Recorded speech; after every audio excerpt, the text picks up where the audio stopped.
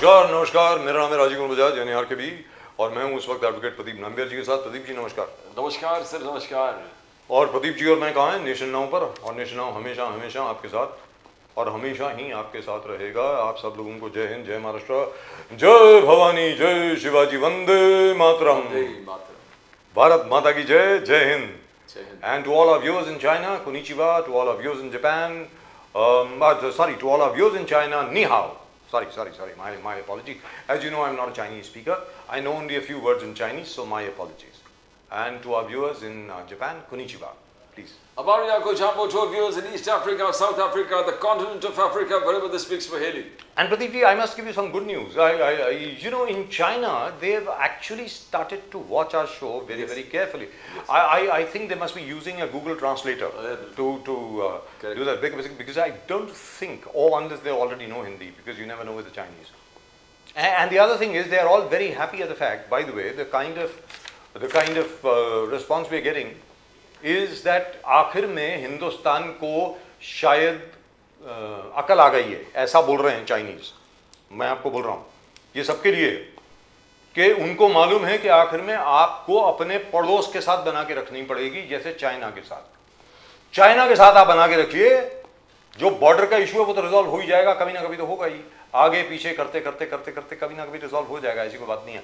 आप ये रखें, हम वो रखेंगे, आप वो रखेंगे, हम ये रखेंगे, हो जाएगा, कोई बड़ी बात नहीं है। लेकिन हर एक का यही मत है, हमारे जो चाइना में व्यूअर्स हैं उनका, कि आज की तारीख में जो 140 बिलियन डॉलर का ट्रेड है चाइना और इंडिया के बीच में, it should go up to 200 billion dollars by the end of 2026। और उसके अलावा अगर चाइना, इंडिया और रशिया का ट्रेड बहुत अच्छा होगा, व्यापार और व्यवसाय दोनों के बीच में बहुत अच्छे होंगे, दुनिया की कोई ताकत नहीं है जो आपके खिलाफ कुछ कर सकती है। सीधी बात। फैंटास्टिक एक्सेस, जबरदस्त एक्सेस बनेगा, Indo China and Russia, and the opportunities there in China. It's a huge country. People here are fascinated by US, whatever reason they are fascinated by God US knows. But if we look east, as Modi साहब at least for the country says look east, east policy, far east policy, अगर थोड़ा extend करके border cross करके China के बारे में सोचे, I think we'll reach a new, जिस प्रकार होराइजन, एक नया होराइजन खुल जाएगा। जी, दोनों सभ्यताएं जो हैं वो प्राचीन, कम से कम 5000 साल तो पुरानी। बिल्कुल। चाइना से ना जाने कितने विजिटर्स यहाँ आए, यून लाई, यून सांग, और ना जाने कितने और लोग आए। वो पूरे बुद्धिस्ट टेक्स्ट कॉपी करके यहाँ से लेके गए और वहाँ पर एम्परर के कोर्ट के अंदर उन्होंने एक एक चीज बताई। और उसके बाद टीचर्स वर ब्रॉट फ्रॉम गया and from elsewhere, from Nalanda university से चाइनीज एम्परर ने और एम्प्रेस ने स्पेशली यहाँ से कोई 200 के करीब बुद्धिस्ट मंक्स को स्पेशली चाइना बुलाया कि बुद्धिस्ट मंक के बुद्धिज्म और मैथमेटिक्स के बारे में आप चाइना में पढ़ाएं। And बहुत सारे किताब भी यहाँ से लिखे गए थे। He copied hell of a lot of books from here. Yes. बहुत सारे book on the way destroy हो गया था, but they have managed some manuscript to take it to China. That's right, he did. Learn from that. So all I'm saying is, and there's a lovely book, I don't know whether you guys have read it or not. There used to be an author called Lin Yu Tang. Later on he migrated to America, of course, and he wrote a couple of books over there. That was a different America, not Trump's America. And he wrote a book called The Culture of India and China. And that was a classic, by the way, which used to be standard reading in all schools and colleges at one time in the 50s and 60s, till, what's her name? That Karan Thapa's aunt, Romila Thapa. हमारे इरफान हबीब साहब और बाकी सब लोगों ने, they just took over. And I think they were able to con all our people, because what happened was all of them were related. Thapar साहब related थे Nehru family से। इंदिरा जी नयनतारा सहगल को, उनकी जो बुआ थी, उनको ज़्यादा नाराज़ नहीं करना चाहती थी। तो in any event, let's not go there, let's be very very clear. What happened was the teaching of history took a totally different turn in India. Now thank God people are waking up. I am not at all with people who say कि आयुर्वेदिक और homeopathic doctors जो हैं उनको permission होनी चाहिए allopathic medicine prescribe करने की। बिल्कुल नहीं होनी चाहिए। I am totally with the Indian medical association and with the medical council of India. जिस चीज में आपने पढ़ाई करी है आप वही दवाई आप प्रिस्क्राइब करें। बट आयुर्वेद को बढ़ावा मिलना चाहिए, बाकी सब चीजों को भी बढ़ावा मिलना चाहिए। And As has been said so many times by so many people, Pradeep ji, जैसे ओपियम है, भांग जो है, हर आयुर्वेदिक मेडिसिन में इस्तेमाल होती है. At one time, the biggest and the best painkiller used to be belladonna or opium. That used to be the greatest painkiller, which used to be used in all wars to treat all war wounds, etc., etc., etc. जो सुश्रुत का, महर्षि सुश्रुत का जो treatise है on surgery, he says very clearly कि किस तरीके से आपको wound को anesthetize करना है, पेशेंट को दर्द ना हो, इसलिए उनको आपको भांग का इतना बड़ा पूड़ा देना है. He says so. Now my point is, अगर आप ये कहते हैं, जैसे अभी तो हिंदू सरकार है ना, तो why don't we just bring about some change in the NDPS Act?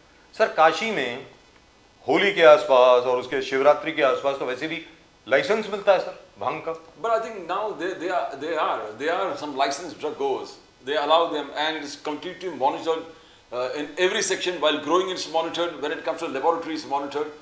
Process has started, and they're utilizing it in a big way. लेकिन प्रदीप जी आप मेरी बात सुनिए, मेरा ये कहना है कि नारकोटिक्स कंट्रोल ब्यूरो को तो ये इन्फॉर्मेशन पहुंची नहीं है. वो तो अभी भी पुराने 1987 का जो राजीव गांधी के जमाने का एनडीपीएस एक्ट है उसके तहत ही एक्ट कर रहे हैं. आप देखिए ना, आर्यन खान हमारे मित्र हैं, समीर वांगड़े साहब हमारे बड़े अच्छे मित्र हैं. उन्होंने क्या कहा? उन्होंने कहा कि भाई आप कानून चेंज कर दीजिए ना. मैं मानता हूं ये कानून गलत है.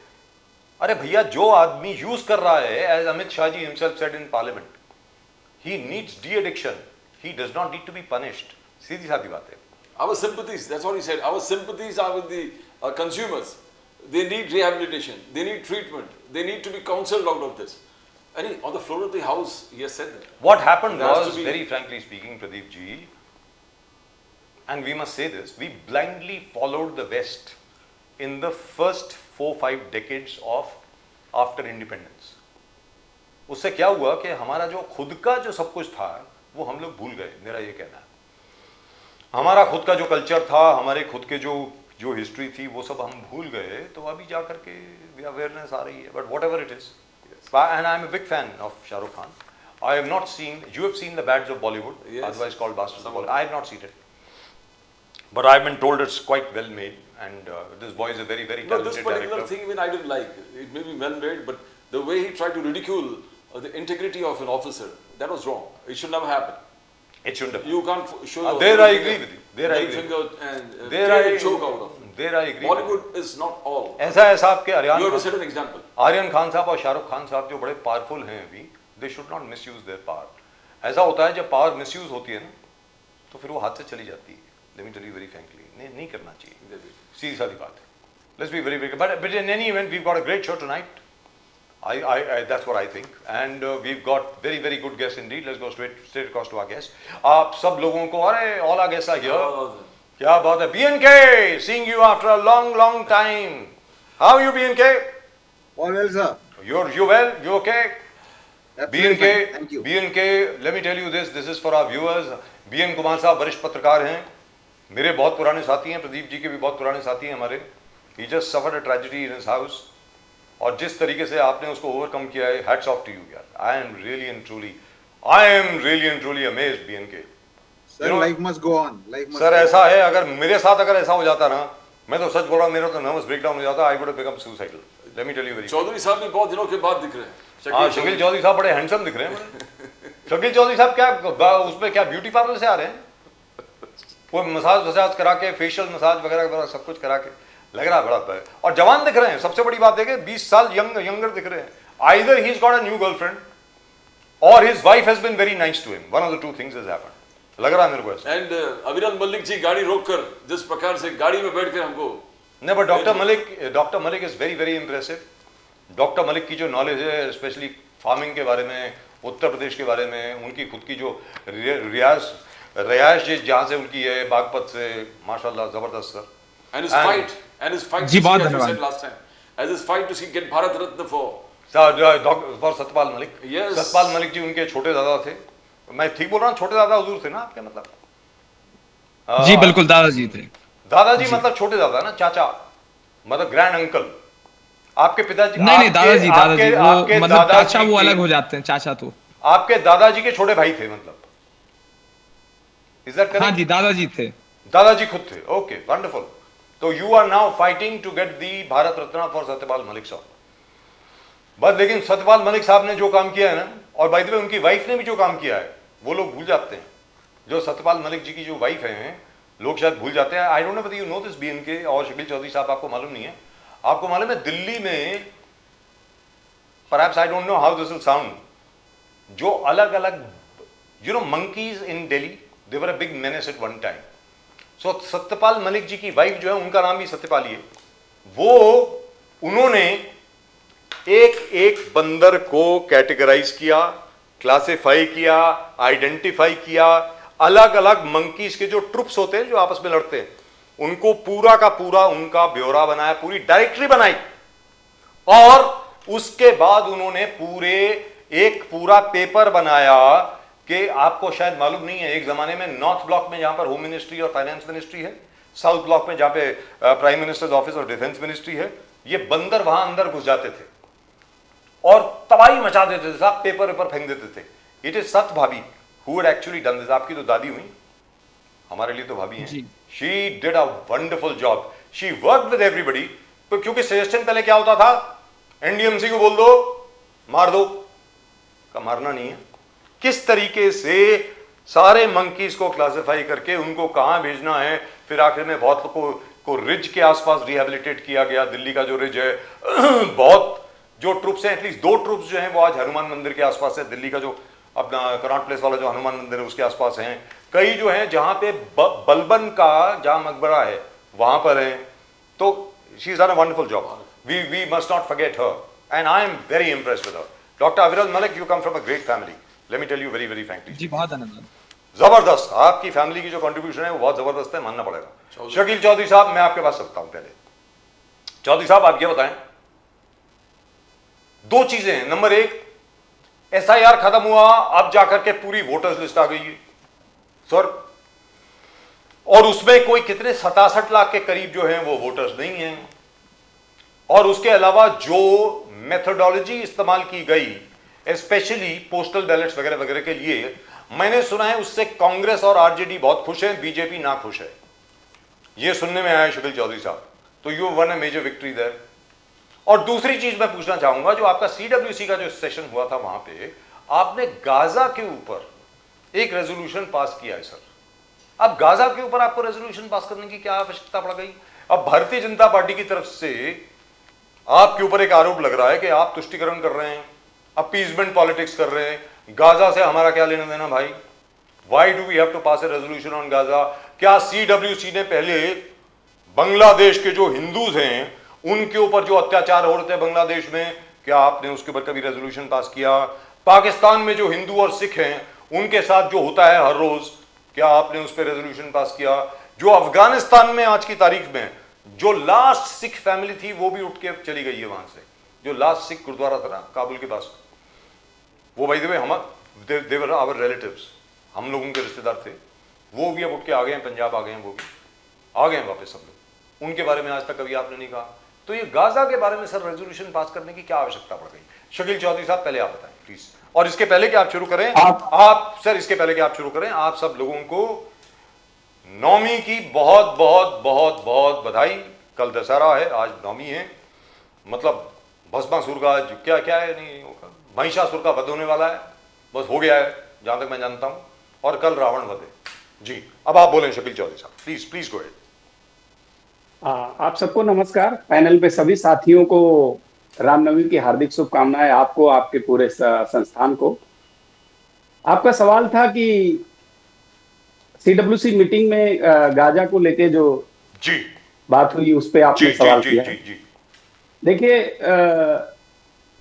गाजा पे बात करना मतलब क्यों गाजा पे बात किया गया, वहां पर बीजेपी ने यह सवाल उठाया।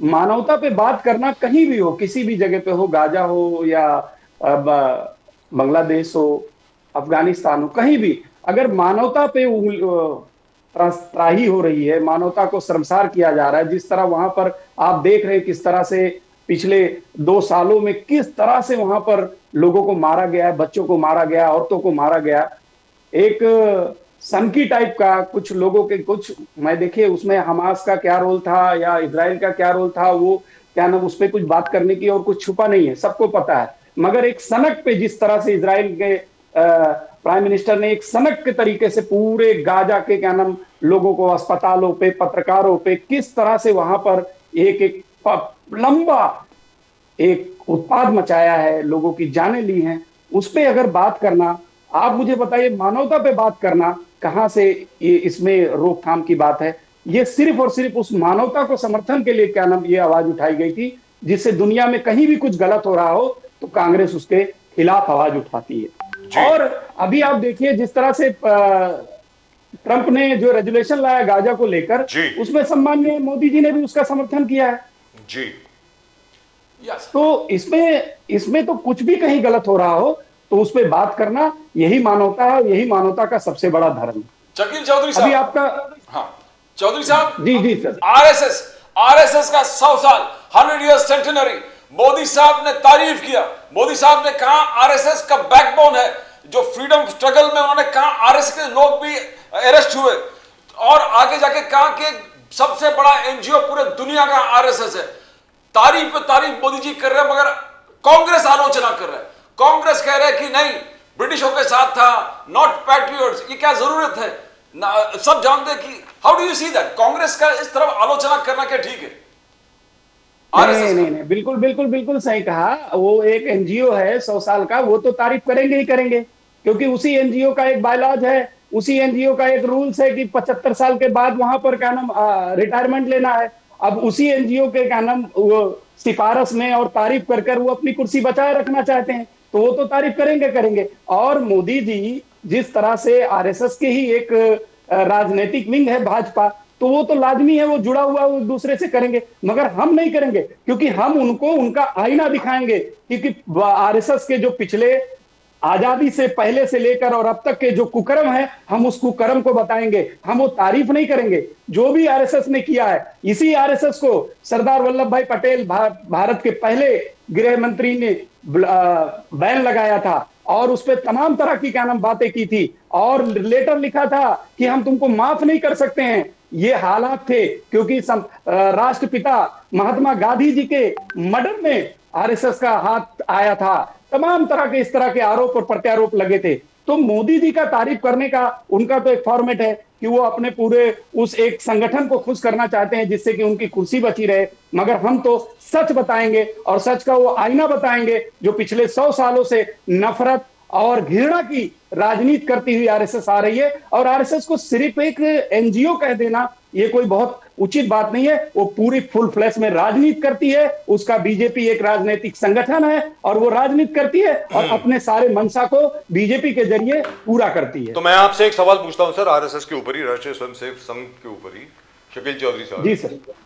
तकरीबन 50-55 साल के करीब आपकी सरकार रही है, कांग्रेस की खुद की सरकार रही है, फिर उसके बाद आप सरकार में सम्मिलित रहे हैं किसी ना किसी फॉर्म में।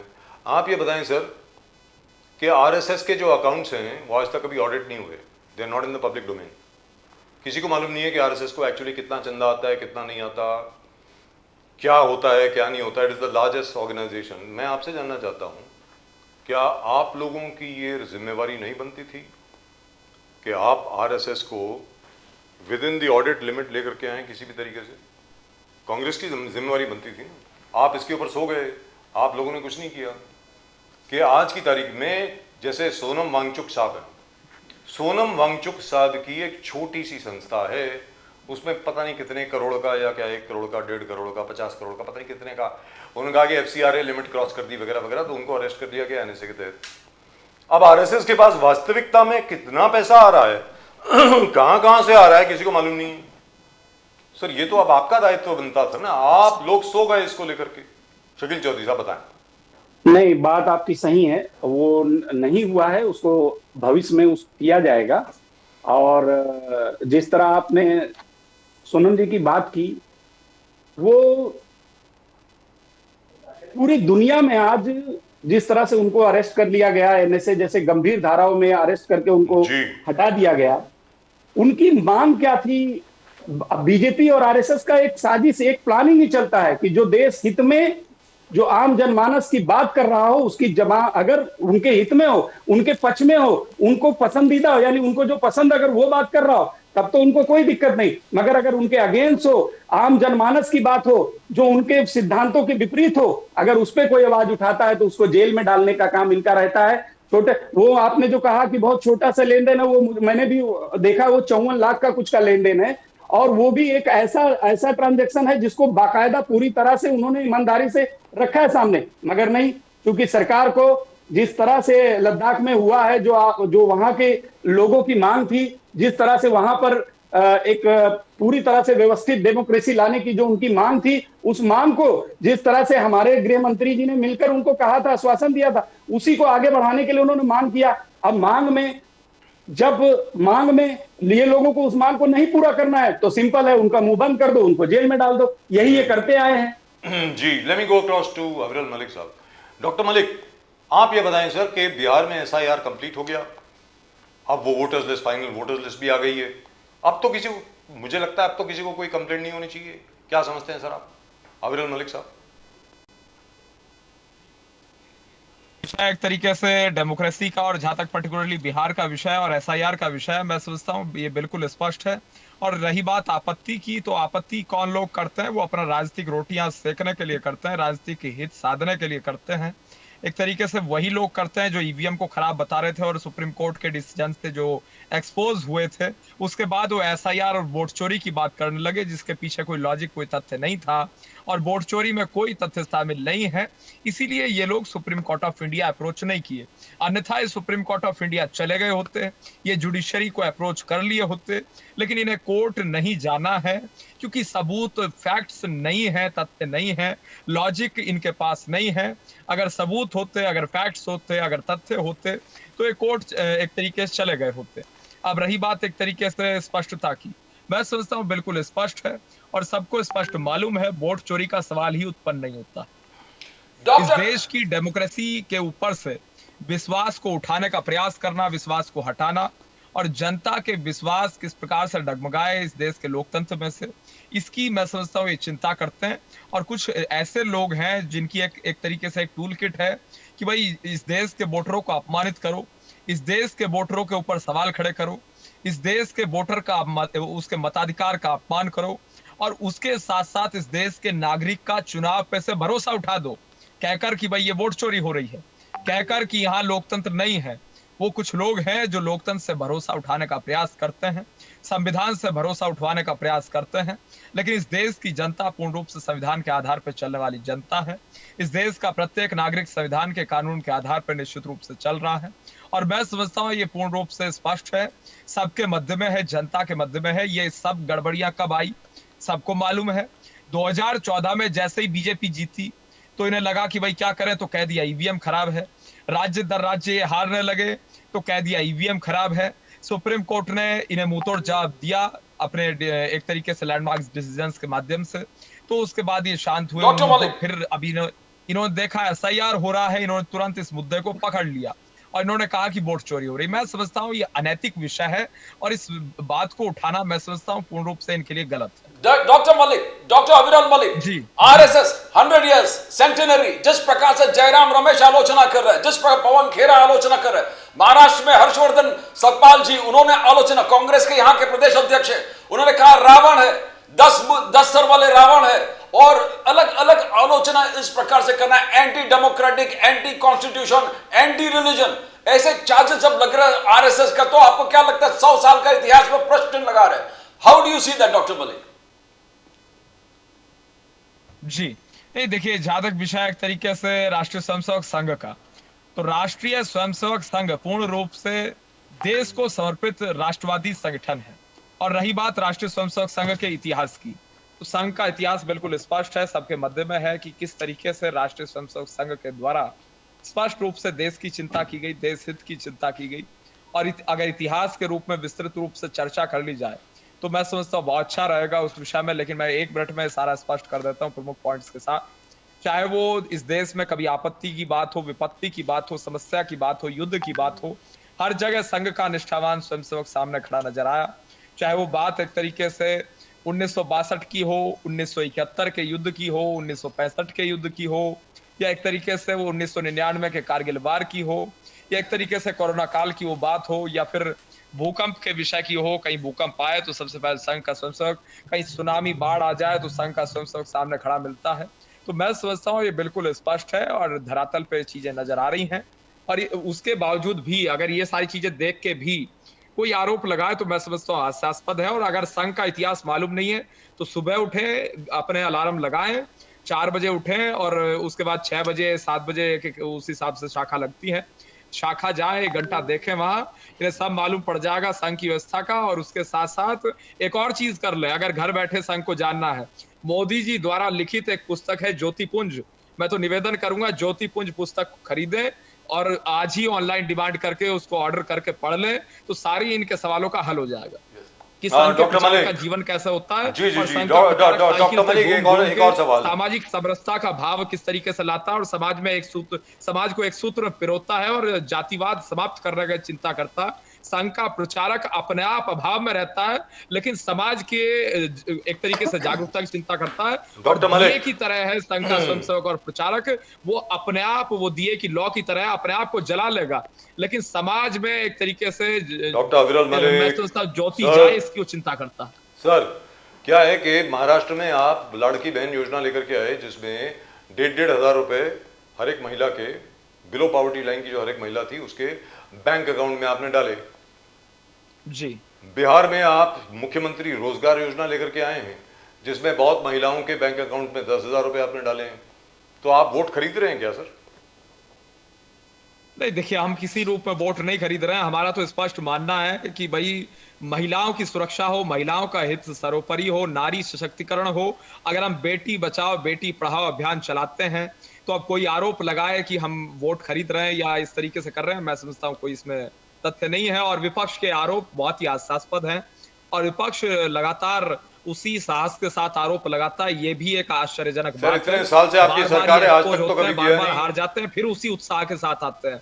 गजब की चीज ये है, हार सर आज तक जाएंगे, तो आपने किया नहीं जनता इन्हें है हरा देगी, फिर उसी उत्साह के साथ सर। आके चुनाव उसी के का- पहले ही ये उसी रोजगार टाइप का योजना आरोप क्यों लगाएंगे। शुरू हुई? चुनाव के पहले ही ये महिला रोजगार योजना क्यों शुरू हुई? उसके पहले भी तो शुरू हो सकती थी सर। कितनी बार आपने समर्थन दिया है नीतीश कुमार जी को। नीतीश कुमार जी तो परमानेंट फिक्सचर है ना, वो तो मुख्यमंत्री रहे हैं। आप उनके साथ थे नहीं थे, आप उनके साथ थे नहीं थे, कितने सालों तक आप उनके साथ थे, तो पहले भी इस्तेमाल कर सकते थे, ये पहले भी यूज हो सकती थी। अब चुनाव के पहले ही क्यों किया है सर ये this is a basic question. पता नहीं आप इसका जवाब देना चाहेंगे या नहीं देना चाहेंगे। जी, ये कहीं चुनाव आ सकता है, चुनाव जा सकता है, लेकिन योजनाएं जो चलनी होंगी जन कल्याण की वो चलेंगी जी। और जनता का जो हित होना होगा वो होगा। और उसके साथ साथ चुनाव आते और जाते रहते हैं, देश में राज्य दर राज्य चुनाव होते हैं, मैं समझता हूं उससे कोई फर्क नहीं पड़ता। लेकिन चुनावों मैं से बीएन कुमार साहब के पास जनता जाता का हूं। हित, पब्लिक इंटरेस्ट अफेक्ट नहीं करना चाहिए। बीएन क्योंकि कुमार साहब, इलेक्शन कमीशन भी ये कहीं नहीं कहता कि पब्लिक इंटरेस्ट इलेक्शन एक तरीके से अफेक्ट करे। बीएन कुमार साहब, this template of the Ladki Behna Yojana that has been used now again and again by the BJP, and in Bihar they have this Mukhyamantri Rozgar Yojana for women, and I believe कितना 7,500 odd crores have been earmarked for it, और 10,000 रुपए महिलाओं के bank account में जाएंगे। Is that like buying votes or what is it? BNK? Yeah, it is actually these kind of schemes come, crop up just before the elections. 10 साल से ये government rule में थी, क्या किया इन लोगों ने अब तक। और आप देखोगे मध्य प्रदेश में तो ये पहले आई थी लाडली बहन वाली, बाद में लाड़की बहन महाराष्ट्र में शुरू हुई। उस समय क्यों नहीं शुरू किया बिहार में? अभी इलेक्शन से पहले क्यों कर रहे हैं? This is basically you cannot call it coincidental because it's again of course women voters are very important. आप सिर्फ इस तरह की स्कीम से आप विमेन को, महिलाओं को लुभाना चाहते हो। और अपने हम लोगों ने सबने देखा महाराष्ट्र में क्या हुआ। लाड़की बहन अनाउंस किया, बाद में उस स्कीम को सस्पेंड किया, मतलब कुछ लोगों को बोला कि अपात्र माना गया। मतलब जैसे लोग आते गए अप्लाई करते गए उनको सबको देना शुरू कर दिया विदाउट एनी सिक्योरिटी। तो इस तरह की धांधली तो होती है और obviously it is vote bank politics. हर राजनीति पार्टी पॉलिटिकल पार्टी काम करती है। हम लोगों ने कांग्रेस के भी देखा है कि कुछ तरह की वेलफेयर स्कीम्स लाते थे, गरीबी हटाओ स्कीम शुरू किए थे, बहुत सारे किए, इंदिरा आवास योजना, घर देने का काम, ये सब। These are all the election But the gimmicks. only problem BNK is that whereas the BJP is in a position to actually give the money, जहां तक भारतीय जनता पार्टी का सवाल है, उन्होंने तो पैसे दे दिए ना। कांग्रेस जी। और आरजेडी तो सिर्फ प्रॉमिस कर सकती है ना कि हम देंगे, ये तो पैसे आ गए, मतलब वोट भी आ गए। कहने का मतलब ये हुआ कि BJP I think is already got its nose in front in Bihar. That's what I think. I could be wrong of course. I hope I'm No, wrong, but anyway. BJP, is master in announcing schemes. In fact, before any elections, if you look at even Gujarat, the way before the Lok Sabha election, before the Assembly elections, the number of trips that he had made to Gujarat and announced so Yes. many schemes. So many schemes have been announced for Andhra, Telangana, Tamil Nadu. ये सारे schemes का क्या हुआ? 2 lakh crore scheme का तो पहले भी announce कर चुके थे बिहार को, ये इलेक्शन से पहले, लोकसभा के टाइम पे। उनका क्या हुआ? पहले आपने जो स्कीम अनाउंस किए थे उनका ब्यौरा दो, उनका एक लेखा जोखा दो, उनका एक रिपोर्ट कार्ड प्रेजेंट करो। हमने 2 लाख करोड़ अनाउंस किए थे, फॉर एग्जांपल हमने इतने ब्रिज बनाए, इतने ब्रिज गिर गए और इतना वेलफेयर There's हुआ, been no audit so far. इतने लोग अबोध पॉवर्टी लेन आए हैं। आपको मैं एक चीज बताऊं कि अभी भी हम लोग 80 करोड़ लोगों को फ्री राशन देते हैं, which is about almost 60% of the population. मैंने मिनिस्ट्री ऑफ सिविल सप्लाई से आरटीए के तहत मांगी थी, ये सारे 80 करोड़ लोग को आप लोग देते हो फ्री राशन हमारे टैक्स पेयर्स मनी से, ये कौन से राज्य में कितने लोग हैं? स्टेज वाइज मुझे ब्रेकअप दो, आंकड़ा दो। अभी तक रिप्लाई नहीं आया जी। मैं रिमाइंडर भेज रहा हूं। BN Kumar ji, RSS 100 years centenary, Modi sahab ने कहा patriotic organisation, it's an inspiration to the whole world. Nation first RSS का आइडियोलॉजी हमेशा रहा है और आरएसएस कंटिन्यूसली उन्होंने कहा कि ऑलवेज नेशन फर्स्ट करके आगे जाके largest NGO in the whole world.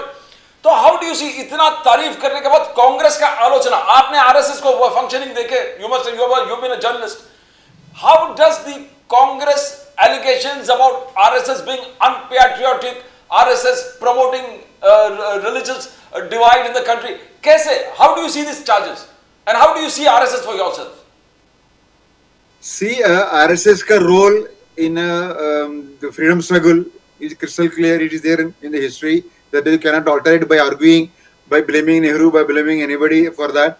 Sardar Patel की क्लियर कट स्टेटमेंट थी after the assassination of Mahatma Gandhi, what kind of organization that RSS was. उसके बारे में अभी 100 साल तो हो गए, ठीक है। अभी एक बात तो याद रखनी चाहिए कि BJP is not a separate part of separate entity from RSS. RSS के ही वो एक किस्म का ऑफशूट है। आरएसएस ने ही तो क्रिएट किया था ना बीजेपी को, तो अपने पेरेंट को तो वो प्रेज करेगा ही, उसमें कोई उसमें कोई बड़ी बात नहीं, अचंभे वाली बात नहीं है।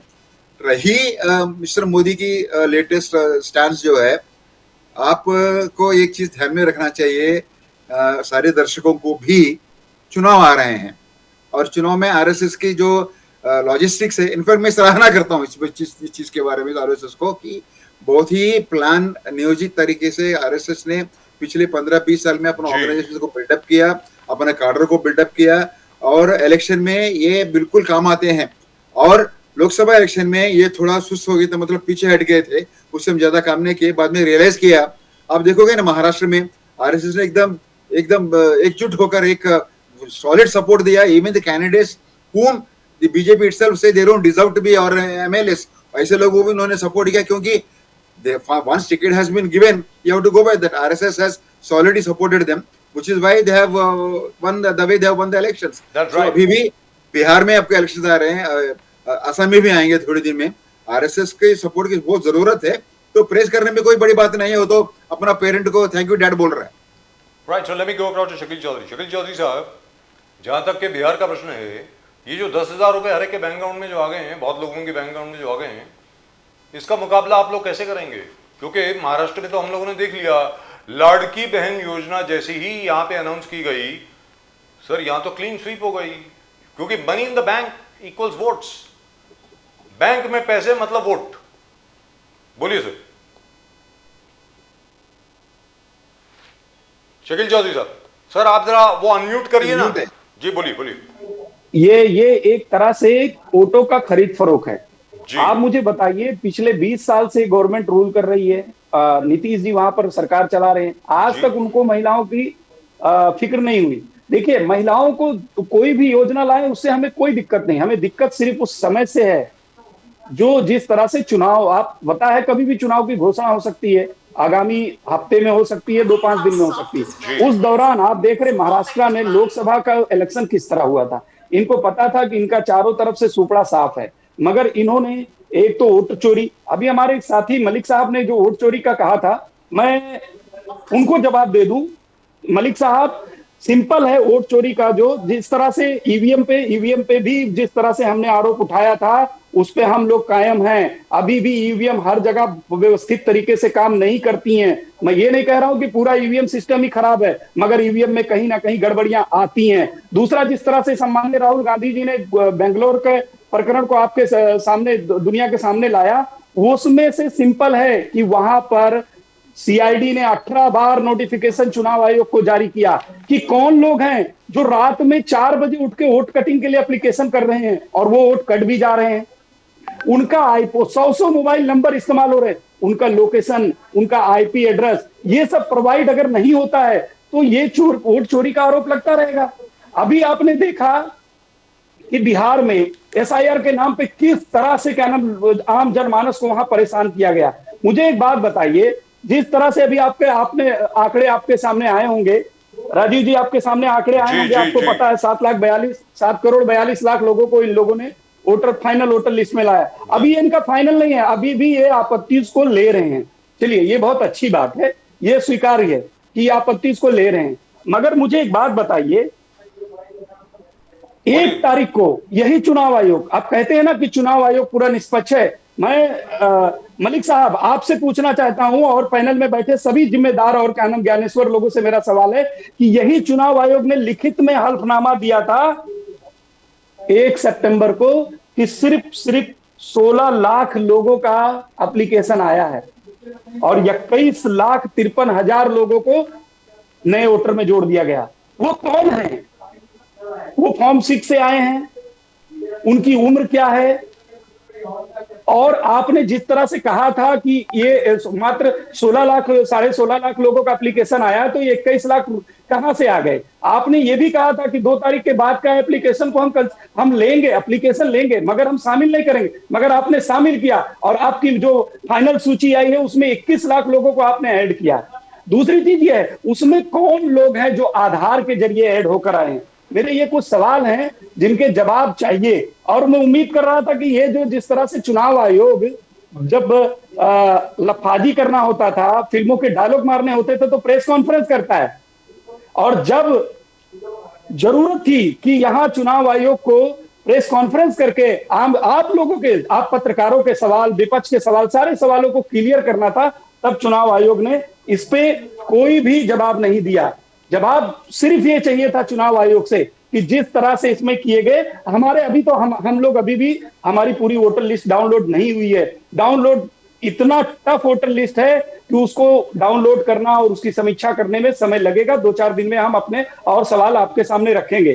चौधरी साहब, राजीव जी, मेरा 2-3 सवाल और है सर, कि कितने वोटर लिस्ट को जो है सुप्रीम कोर्ट के आदेश के बाद कितने वोटरों को आधार कार्ड से ऐड किया गया है? मेरा एक सवाल यह है। और कितने लोगों को घुसपैठिए थे जिनका नाम काटा गया है? वो एक सूचना बाहर आनी चाहिए, क्योंकि और कितने लोग थे जिनके डॉक्यूमेंट्स, जैसे 3,66,000 जो कह रहे हैं कि ये इनमें कुछ दिक्कत है, तो उसमें कितने लोग हैं जिनमें डॉक्यूमेंट्स के लिए दिक्कत है या उनका क्या रीजन है, वो घुसपैठियां हैं क्या, ये एक बताने। और जो है, और ये सवाल और है कि कितने लोगों ने स्वयं अपना नाम निकालने के लिए एप्लीकेशन किया था? ये कुछ सवाल तो जवाब देना चाहिए चुनाव आयोग को। आप एक पत्रकार है, मैं आपसे पूछता हूं, क्या ये वाजिब सवाल थे कि नहीं थे? वोट चोरी एक जबरदस्त कैंपेन था। वोट चोरी, बहुत सारे पॉलिटिकल ऑब्जर्वर्स राहुल गांधी जी के वोट चोरी का कैंपेन जयप्रकाश नारायण जी के मूवमेंट से जोड़ते हैं कि ऐसे एक मूवमेंट जेपी साहब ने भी चलाया था, इंदिरा गांधी। तो एक चीज ये है वोट चोरी का कैंपेन। दूसरा, एसआईआर का विरोध करना। एसआईआर का विरोध करना ये क्या ठीक था? लोग कंफ्यूज रहते हैं, इलेक्टोरेट आपका कंफ्यूज है। राहुल जी कह रहे हैं कि हाइड्रोजन बॉम्ब फोड़ूंगा, हीलियम बॉम्ब फोड़ूंगा, यूरेनियम बॉम्ब फोड़ूंगा, मगर आप वही चीज बोले कि ये डिलीट क्यों नहीं है, ये कैसे इंक्लूडेड है? तो एसआईआर के बगैर इसको निकाले कैसे? तो क्या आप असफल रहे लोगों को समझाने के लिए कि एसआईआर का विरोध करना, और फिर वही उसके ऑपोजिट आप कह रहे हैं कि डिलीट क्यों नहीं है? जी जी जी बिल्कुल, एसआईआर का विरोध नहीं किया था कांग्रेस पार्टी ने। एसआईआर का विरोध नहीं किया था, एसआईआर करने के तरीके का विरोध किया था, एसआईआर का टाइमिंग का विरोध किया था। बिहार ऑलरेडी आधा बिहार जलमग्न था, बाढ़ से प्रभावित था, उस तरीके का नाम विरोध किया गया था। राहुल जी ने जिस तरह से कैंपेनिंग वोट चोरी का आरोप लगाया था, तो वाजिब सवाल थे। चुनाव आयोग को जिस तरह से चुनाव आयोग ने एक फिल्मी स्टाइल में प्रेस कॉन्फ्रेंस किया था, ऐसा लग रहा था कि हमारे सवाल थे चुनाव आयोग का, अगर चुनाव आयोग के हमारे सवालों के जवाब अगर ईमानदारी से दे देते तो हमारा आरोप हम विड्रॉल कर लेते कि हाँ हमारा आरोप ठीक है, हम संतुष्ट हो गए, मुतमईन हो गए। मगर इसी चुनाव आयोग ने क्या किया, इसी चुनाव आयोग ने फिल्मी स्टाइल में प्रेस कॉन्फ्रेंस करके उल्टा हमसे सवाल कर रहा है, हमें धमकी 7 दिन की, हमको अल्टीमेटम दिया जा रहा है। ये चुनाव देखिए, चुनाव आयोग एक बहुत महत्वपूर्ण, इस देश की बहुत महत्वपूर्ण संस्था है और उसकी नैतिक जिम्मेदारी बनती है। लोकतंत्र में सबसे मजबूत आधार अगर कोई है, चुनाव आयोग है, क्योंकि जब तक अंतिम व्यक्ति के वोटों की रक्षा करने का अधिकार चुनाव आयोग का है। हम लोग जो इस तरह से वहां पर बिहार में एसआईआर का विरोध किया, एसआईआर का आप देखिए, 2 बड़े नेता, प्रधानमंत्री और रक्षा मंत्री ने क्या कहा कि पूरा घुसपैठिया, पूरा बिहार को घुसपैठिए का एक मुद्दा बनाने की कोशिश की। मैं आपसे कहता हूं, अगर वाकई घुसपैठियों का मुद्दा था तो एसआईआर में कितने नाम घुसपैठियों के निकाले गए? मुझे एक बात बता दीजिए आप, कितने नाम घुसपैठियों के निकाले गए? कितने उसमें कितने लोग थे जिनको डॉक्यूमेंट्स के कारण जिनके नाम काटे गए? जो 66 लाख पहले काटे गए थे, फिर और 3 लाख 66 हजार काटे गए। ये सबसे बड़ा सवाल ये है कि ये सरकार सिर्फ और सिर्फ मूल मुद्दों से भटकाने का काम करती है, भटका के डाइवर्ट करती है, जिससे कि आम जनमानस को उससे उनके आम मुद्दे से भटकाया जा सके।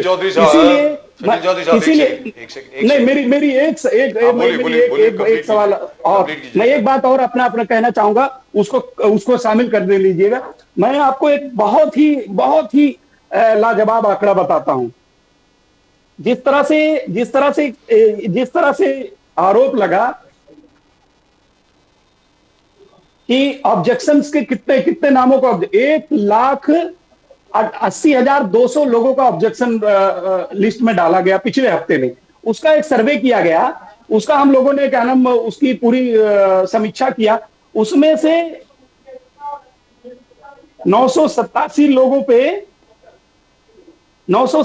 लोगों पे ये आरोप आया कि ये 987 लोग जो है ये घुसपैठिया है। 987 लोगों को, सिर्फ 987 लोगों पे घुसपैठिए का आरोप आया है। ये मैं ऑन रिकॉर्ड बोल रहा हूं। और उसके बाद उस 987 में 215 लोग सिर्फ मुसलमान थे, सिर्फ 215 लोग। जो ये सरकार मेन मुद्दों से पूरे देश को भटकाकर अपने क्या नाम अपना जो नैरेटिव आरएसएस का और इस सरकार का रहता है हिंदू मुसलमान करने के लिए, उसके लिए वो उस पे क्या नाम आप ध्यान दीजिएगा कि आज जरूरत ये नहीं है कि वहां पर एसआईआर के जरिए आम जनमानस को वहां उलझाया जाए। जरूरत थी, आज चुनावी मुद्दे थे रोजगार, बेरोजगारी, इतना भयंकर बेरोजगारी है उत्तर प्रदेश में, बिहार में, कि जिसका कोई अंदाजा नहीं है। वहां आज बिहार का योगदान कितने नंबर पे, आज बिहार का जीडीपी का क्या हाल है, वहां आम ओबीसी, पिछड़ा, गरीब, आम जनमानस की स्थिति कितनी खराब है, उसको सुधार करने की जरूरत थी। मगर नहीं, पूरे प्रदेश को एसआईआर जैसे मुद्दे में उलझा दिया गया। और उसके बाद शकील चौधरी साहब, एक छोटा सा सवाल है आपसे कि एक तो जो आपने आंकड़ा बताया, कितना 927 लोग आपने बताया जो घुसपैठिए पकड़े गए, जिसमें सिर्फ 271 मुसलमान निकले। बार बार ये कहा जाता है कि रोहिंग्या मुसलमान जो हैं उनका क्या है, वो इन्फिल्ट्रेशन हुआ है हिंदुस्तान में वगैरह वगैरह वगैरह। तो क्या सिर्फ जी, और ये भी कहा जाता है कि बहुत बांग्लादेशी मुसलमान जो हैं वो अंदर आ गए हैं, and Bangladeshi illegal immigrants are now voting in the Bihar election and they voted in the Bihar election. तो इसका कोई जवाब अभी तक मिला है इलेक्शन कमीशन से कि आपको कितने लोग ऐसे मिले जो इलीगल इमिग्रेंट्स थे, शकील चौधरी साहब, कि वो सिर्फ 927 का आंकड़ा है? एक बिल्कुल सही सवाल आपका। मुझे एक बात बताइए, पिछले 11 साल से सरकार है, अगर घुसपैठिए हैं और इनको पता नहीं चल रहा है तो रक्षा गृह मंत्री क्या पकौड़े तल रहे हैं या भजिया तल रहे हैं, क्या कर रहे हैं? ये उनका काम था, उनके विभाग का काम था, उनको पता करना चाहिए था। अब मैं आपके सामने एक आंकड़े रखता हूं इस सरकार के, ये सरकार कैसे मुद्दों से लोगों को भटकाकर, मेन मुद्दों से लोगों को भटकाकर अपने नैरेटिव में, जो इनका अपना नैरेटिव है, जिस आरएसएस की ये आज गुणगान कर रहे हैं ना, उसी आरएसएस का एक नैरेटिव है, किस तरह से उस आरएसएस के नैरेटिव में आम जनमानस को और आम पब्लिक को, आम जनता को उलझाया जाता है कि हिंदू मुसलमान को डायरेक्ट नहीं किया जा सकता है, तो एक घुसपैठिए के जरिए। मैं आपसे एक सवाल बताता हूं, पिछले 11 साल में इनकी सरकार है, कितने घुसपैठिए इन्होंने बाहर किए? मैं आपको आंकड़ा देता हूं इनको, जब मनमोहन जी की सरकार थी, मनमोहन जी की सरकार, मैं आपको वहां से आंकड़े उठाता हूं, मनमोहन जी की सरकार ने 2008 में 12,000 लोगों को, घुसपैठियों को निकाला था, 12,000 लोगों को, 9 में 10,000 लोगों को, 10 में 6200 को, 11 में 6700, 12 में 6500, 13 में 5200, लगभग 88,752 लोग घुसपैठियों को बाहर भेजने का काम मनमोहन जी ने किया था। अब इनका आंकड़ा सुनिए, जो दिन रात हिंदू मुसलमान और घुसपैठिया, क्योंकि इनको एक नैरेटिव सेटअप मिल जाता है कि इसमें क्या होगा, इसमें बांग्लादेश को ले लिया जाएगा, रोहिंग्या को ले लिया, बिल्कुल कोई घुसपैठियों का समर्थक नहीं है। यहाँ के सारे अधिकार और यहाँ के जो भी कानून संसाधन है हम देशवासियों के लिए है, हमारे लिए है। कोई एक घुसपैठिया है तो उसका काम पकड़कर बाहर फेंकिए, हम आपके साथ खड़े होते हैं, मगर उस घुसपैठिए के नाम पे हिंदू मुस्लिम का जो इनका साइलेंट नैरेटिव रहता है उसको ये बढ़ावा देते हैं। आप, मैं बताता हूं इनका आंकड़ा, 2014 में 989 लोगों को ये निकालते हैं, 2015 में 474 लोगों को ये शॉर्टलिस्ट करते हैं, 2016 में 308 लोगों को करते हैं, 2017 में सिर्फ 51 लोगों को करते हैं, उस तरह 18 में 452 लोग, 19 में 299 लोग। मैं आपको बताऊं, अभी इनका पिछला आंकड़ा 411 लोगों को पिछले फाइनेंशियल ईयर में ये निकाले हैं। इनका टोटल 11 सालों में इन्होंने 10,400 कुछ लोगों को, कुछ लोग घुसपैठिए इन्होंने शॉर्टलिस्ट किया है। मुझे एक बात बताइए, हमारा इतना खुफिया तंत्र, हमारा इतना अच्छा कानून, पूरा डिपार्टमेंट है, क्यों नहीं जो घुसपैठिया उनको पकड़ो, उनको बिल्कुल दंडित करो, उनको जहां से आए वहां भेजो। यहाँ पर यहाँ वालों का ही अधिकार और यहाँ वालों का ही हक है।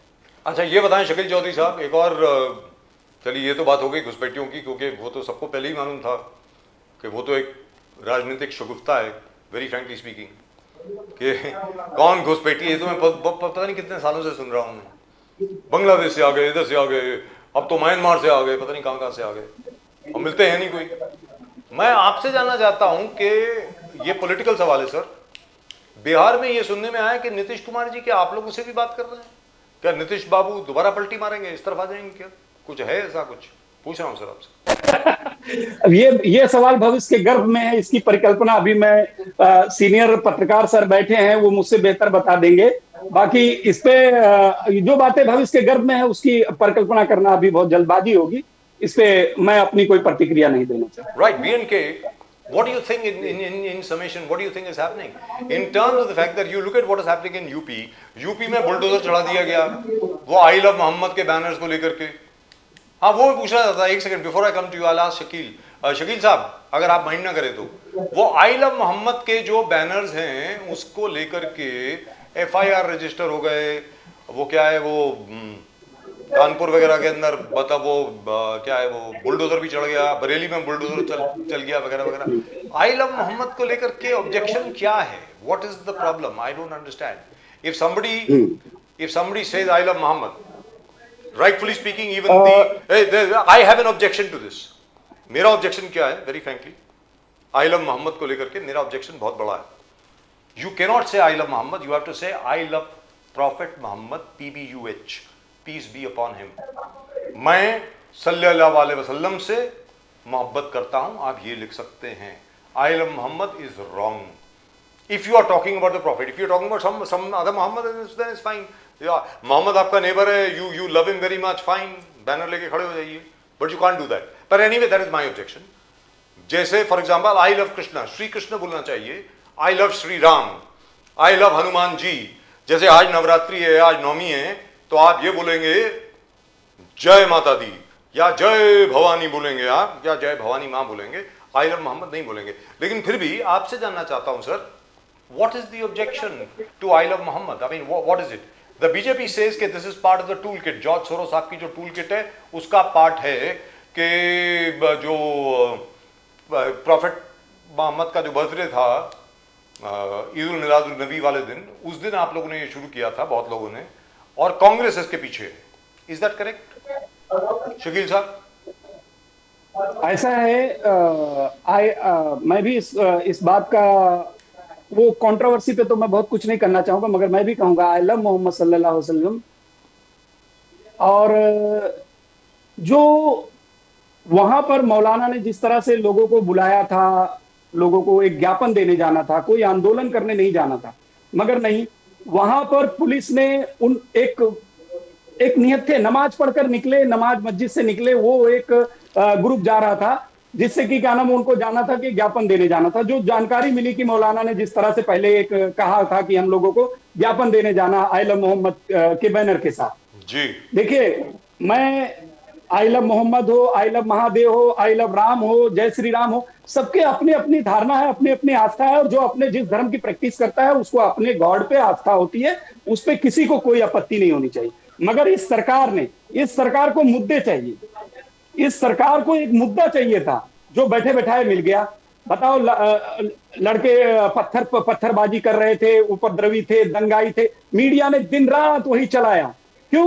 क्योंकि एक मुद्दा मिल गया, कह दिए, सूत्रों से हवाले से पता चला कि लोग बाहर से आए थे चौधरी साहब भीड़ में मौलाना ने योगी को दफनाने के बाद किया, योगी इधर आएंगे, हम भीड़ में उनको दफनाएंगे, क्या ये जरूरत था?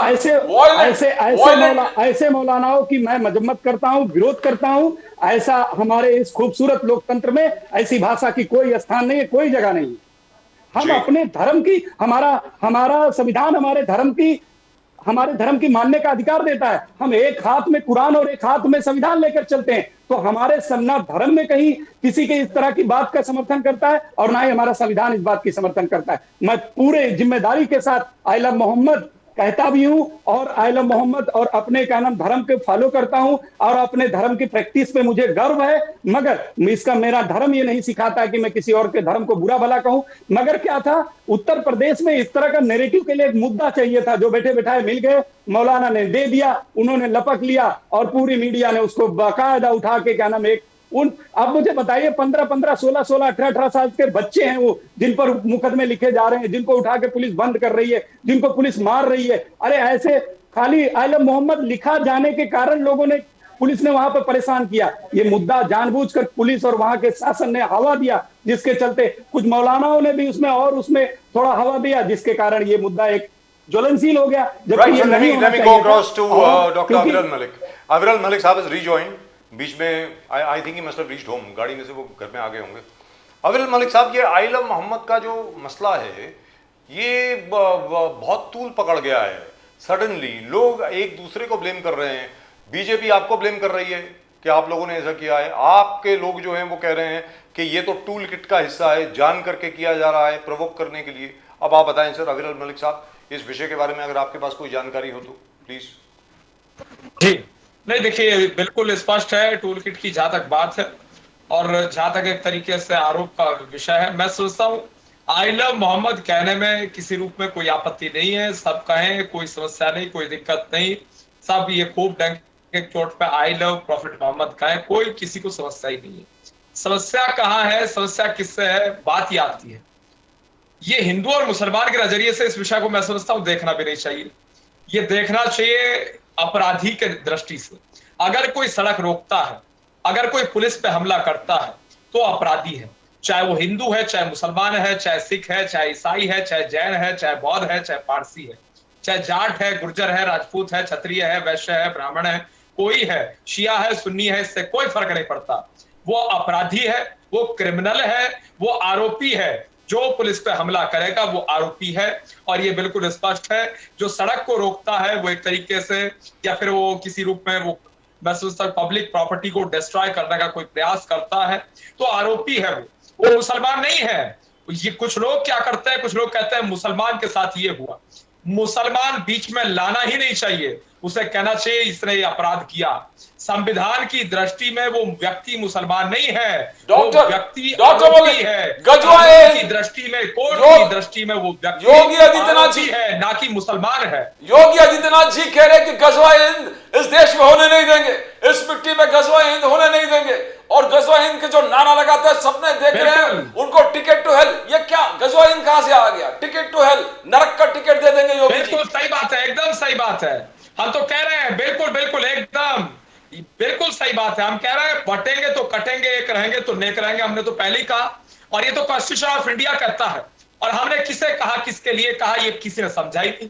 हमने कहा आतंकवादियों के विरुद्ध, खालिस्तानियों के विरुद्ध, जिहादियों के विरुद्ध, देश विरोधियों के विरुद्ध, देशद्रोहियों के विरुद्ध सबको एकजुट होना होगा, चाहे वो हिंदू, मुस्लिम, सिख, ईसाई, जैन, बौद्ध, पारसी कोई भी हो।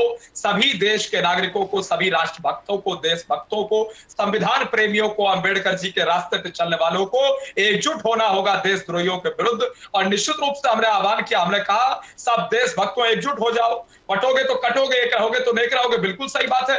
भारतीय संविधान एकजुट होने की बात करता है, यूनिटी की हमने बात की। योगी जी ने पहले भी यूनिटी की बात की थी, तो कॉन्स्टिट्यूशन ऑफ इंडिया का वो खुद ही इस चीज को, यूनिटी की बात को प्रमोट करता है। अगर यूनिटी की बात हम करें तो क्या मैं सोचता हूँ इसमें क्या दिक्कत है। और उसके साथ साथ जहां तक विषय एक तरीके से गजवाए हिंद का, ये देश किसी पुस्तक के आधार पर नहीं चलेगा, ये देश किसी व्यक्ति के मानने के आधार पर भी नहीं चलेगा। गजवाए हिंद कौन बोलता है? मुस्लिम राष्ट्र भी नहीं बन सकता है, ये सबको समझ लेना चाहिए। ये सर, देश, आप कभी ये गए? देश संविधान का देश है। सर ये जैसे आप बोलते ना, अम्बेडकर जी का देश अविरल है। मलिक साहब, ये अविरल देश मलिक साहब, कॉन्स्टिट्यूशन ऑफ इंडिया का देश है। अरे मैं आ रहा हूँ शकील चौधरी साहब, आपके पास आ रहा हूँ, मुझे मालूम है आप ये क्या बोलने वाले हैं। पर्टिकुलर रिलीजन के आधार पे नहीं चलेगा, पर्टिकुलर सर, रिलीजन के सर। आधार पे ये मुल्क, ये देश नहीं चलेगा। सर विद रिस्पेक्ट, आपने कभी नमाज पढ़ी? आप कभी गए नमाज पढ़ते हुए? कभी गए? एक जनाब थे यहाँ पर जो कनाडा से आए थे, पाकिस्तानी थे। 1965 और 1971 की जब लड़ाई हो रही थी, वो सबसे आगे थे हिंदुस्तान को गालियां देने में। उनका नाम था डॉक्टर तारिक फतेह। और वो तारिक फतेह साहब, क्योंकि उनकी बनी नहीं जुल्फिकार अली भुट्टो से और बाकी सब लोगों से, इसलिए वो कनाडा चले गए। उसके बाद वो हिंदुस्तान में आ गए और हिंदुस्तान में ऐसा जहर घुल के गए कि आज तक उस जहर को हम लोग झेल रहे हैं। ये मेरा मानना है, हो सकता है कि मैं गलत हूं, I don't know whether I am wrong और not, but mister Tariq Fateh was one person who is responsible for spreading more hatred between Hindus and Muslims than anybody else. ये गजवाए हिंद की जो बात करी तारिक फतेह साहब ने करी। उन्होंने ये कहा कि आपको मालूम है हर नमाज के बाद गजवाए हिंद की आयत पढ़ी जाती है। मैंने तो कभी सुनी नहीं। और ये गजवाए हिंद है क्या, मैंने पहली बार तारिक फतेह के मुंह से सुना था। है क्या ये? हैज एनी, मैं आपसे जानना चाहता हूं डॉक्टर अविरल मलिक साहब, मुझे इसका कोई बिल्कुल ज्ञान नहीं है, मैंने बहुत सर्च किया है। गजवाए हिंद को लेकर के क्या किसी इंडियन अथॉरिटी ने कभी भी कोई एफआईआर किया है? आपको कोई नॉलेज है इसके बारे में? मेरे पास तो नहीं है सर। सर प्लीज बताएं, अगर मलिक साहब आपके पास कोई नॉलेज हो तो ऐसे। मलिक साहब, किसी भी मस्जिद में गजवाए हिंद की अगर आयत पढ़ी गई हो, क्या उसके ऊपर कभी एफआईआर हुआ है कहीं पर भी? जी बिल्कुल नहीं। देखिए, जहां तक विषय एक तरीके से गजवाए हिंद का या एक तरीके से इस देश में उपद्रव करने का या किसी प्रकार समस्या करने का, तो हमारा स्पष्ट मानना है ये देश संविधान के आधार पर चलेगा। केवल यही योगी जी कह रहे हैं, हम इससे ज्यादा पढ़ ही नहीं रहे हैं इस विषय में। हम तो केवल ये कह रहे हैं ये देश, इस मुल्क में और उसके साथ साथ इस प्रदेश में लॉ एंड ऑर्डर मेंटेन रहना चाहिए। And anyway, anybody who threatens the, जैसे शकील चौधरी साहब ने कहा, बीएन कुमार साहब ने कहा, अगर कोई भी धमकी देगा, किसी को जान से मारने की धमकी देगा, उसके खिलाफ तो एक्शन होगा ही। शकील चौधरी साहब, आप कुछ बोलना चाह रहे थे, प्लीज गो अहेड सर। हाँ, मैं ये कह रहा था कि एक चीफ मिनिस्टर, एक मुख्यमंत्री की जो भाषा है, जिस तरह से मिटा दूंगा, ये कर दूंगा, मिट्टी में मिला दूंगा, ये क्या उचित लगता है एक संविधान की? और जिस तरह अभी आपने कहा कि क्या नाम, एक कट्टरपंथ कब कर रहे हैं आपका काम था व्यवस्था, जो गलत है, जिन्होंने कानून हाथ में लिया उनके साथ कार्रवाई हो, उसमें कोई दो राय नहीं। मगर जिस तरह निर्दोषों को इस तरह के झूठे कानून पिछले 4-5 सालों में जिस तरह से झूठे कानूनों में लाद कर, तमाम आपके दिल्ली का घटना आपके सामने रहा होगा, अभी मुंबई का एक रेलवे वाला घटना है, 19 साल बाद सारे निर्दोष साबित हुए। ऐसे कितने, एक भी ऐसा कोई आरोप दिखता नहीं है, मगर नहीं, मीडिया और सूत्रों के हवाले से मुसलमानों को विलेन बना के पेश कर दिया जाता है और उठा के नौनिहाल बच्चों पे 15-15, 18-18 साल बच्चों को उठा के मुकदमे डाल दिए जाते। देखिए, जो गलत है उसके साथ गलत करिए, हमेशा सरकार का साथ दिया जाएगा और उसकी मजम्मत की जाएगी, चाहे वो मौलाना हो चाहे कोई भी हो, क्योंकि देश किसी भी धर्मावली से नहीं चलेगा। वो ना आपके धर्मावली से चलेगा, ना हमारे देश संविधान से चलेगा, और हम संविधान के समर्थक हैं। That's right. So, BNK, one final word from you. You wanted to summing up from whatever you heard. BNK.